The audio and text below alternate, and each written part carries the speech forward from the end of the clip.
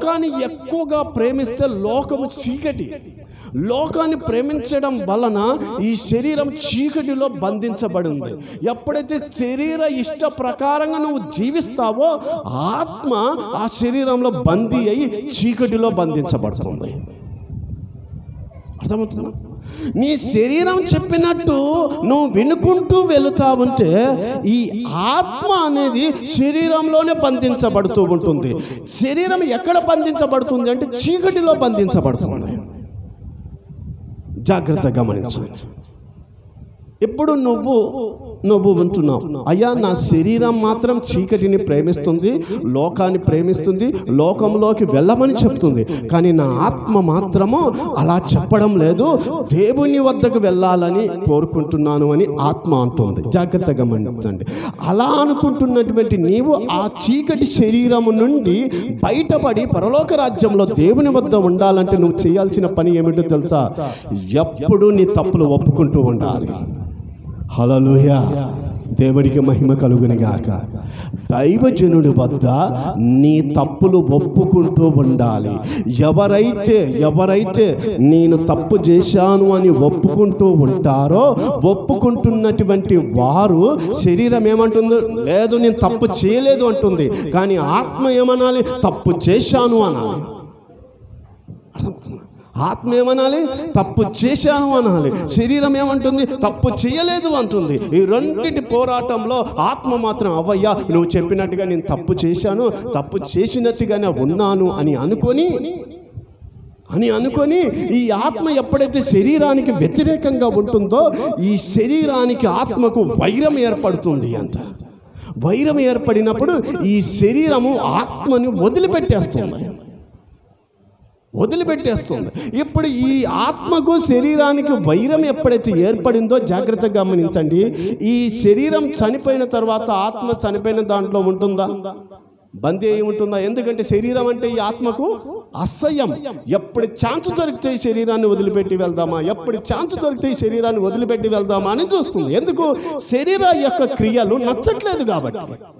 శరీరం ఏం చెప్తే అది చెయ్యడానికి ఈ ఆత్మకు ఒప్పుకోవట్లేదు కాబట్టి, శరీరం అంటే అసహ్యం కాబట్టి ఇప్పుడు ఈ ఆత్మ ఎప్పుడెప్పుడు వేరైపోదామా అని ఉంది.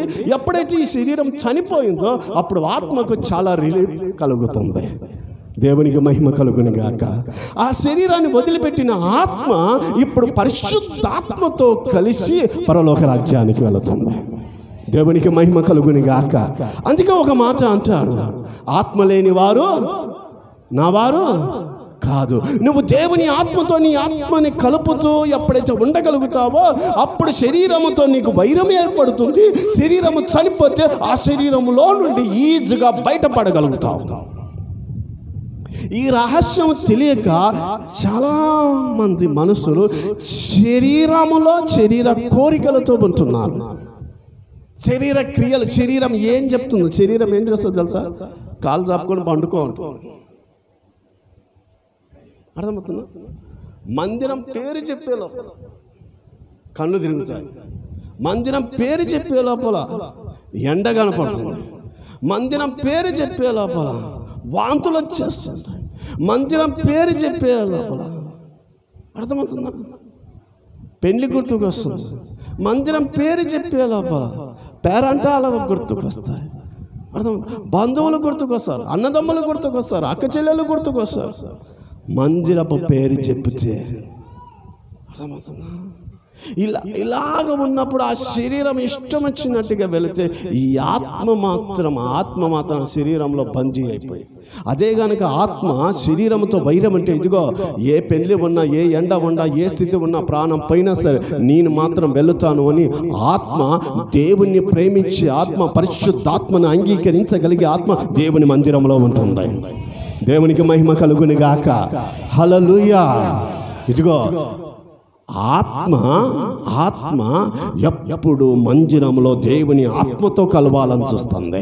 శరీరము ఎప్పుడు రెస్ట్ తీసుకోవాలని చూస్తుంది, ఎప్పుడు సుఖపడాలని చూస్తుంది, ఎప్పుడు తన శరీరం ఏమైపోతుందో నేను ఏమైపోతానో అన్న ఆలోచనతోనే ఉంటుంది.